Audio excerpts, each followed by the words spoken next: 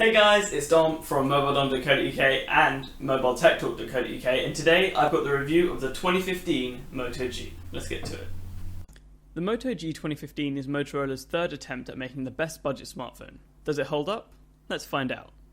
With a 5-inch 720p screen and a quad-core Snapdragon 410, you'd be forgiven for shaking your head and looking elsewhere. That is until you actually use the damn thing. Motorola has managed to make the Moto G feel every bit as smooth and stutter-free as they have the last two generations, which is no small feat, something that even their higher-end X-Play can't always tote. The Snapdragon 410 is backed up by either 8GB of storage and 1GB of RAM, or 16GB of storage and 2GB of RAM. And if I'm honest with you, forget the first one exists. There's a £30 price difference between the two and it's more than worth it. Bouncing back to that screen, it isn't the best screen in the world, but it has nothing to do with its resolution. A 5-inch 720p IPS LCD is a great screen, but this doesn't seem to be a particularly high-end LCD. A bit of colour shift here and there and it isn't all that bright. Throw in the slightly washed out colours and you get a decidedly mid-range display. Now that's not terrible, seeing as this is a mid-range phone, but it could definitely be better. The 2470mAh battery that Motorola stuffed into this body is a trooper. It lasts all day and I'm able to get between 4 to 6 hours of screen on time pretty easily. Now that's helped by the fact it's a 720p screen and a Snapdragon 410, not to mention all the software optimizations that Moto has done. Moto phones haven't really been known for their stellar battery, the new G changes that. Although there is no quick or wireless charging, Motorola has somehow made the G charge pretty fast with the standard wall charger, so I don't miss it all that much. The camera on the Moto G though is something quite impressive. The 13MP Sony sensor is the exact same one that's used in the Nexus 6. They've just removed optical image stabilization for cost. It's not a particularly great camera on a £500 phone, but on a £190 phone, it's a stunner. Good colour reproduction with fast autofocus, auto exposure, and a brilliant auto HDR mode that isn't overly aggressive either. It also does pretty well in video. It can shoot 1080p video, or it can shoot slow motion video at 720p. That's not all, it can do that on the rear camera. You can also do it on the front camera. Good job, Moto. Now we're looking at software. Motorola ships the Moto G 2015 with a very lightly skinned version of Android.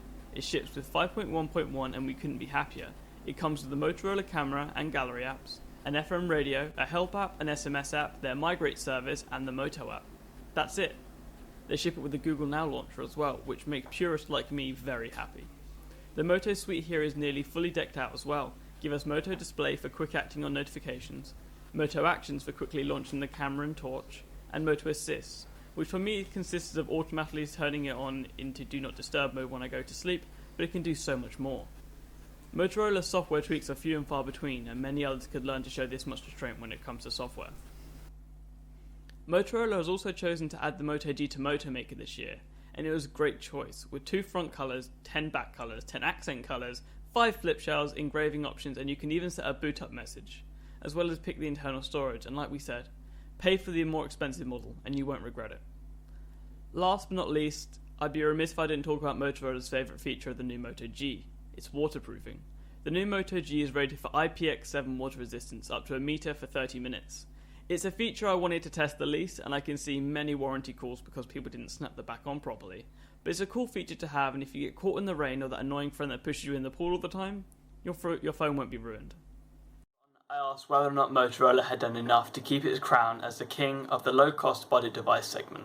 And honestly, I think they have, though I don't think they're going to stay there much longer unless next year holds a significant upgrade. With looming competitors like Alcatel One Touch, Asus with their Zenfone lines, or even newcomers like Wiley Fox, the Motorola Moto G isn't as far ahead as it once was in this space. Starting it at $159 for 8GB, 1GB, and $189 for 16GB, 2GB just isn't enough anymore. So that's been my review, guys. Tell me what you think. You can read the full review over at www.mobiletechtalk.co.uk.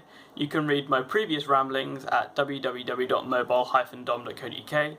You can get me on Twitter, which is twitter.com/mobile_dom, and Google+, which is g+.to/Domenico Lamberti.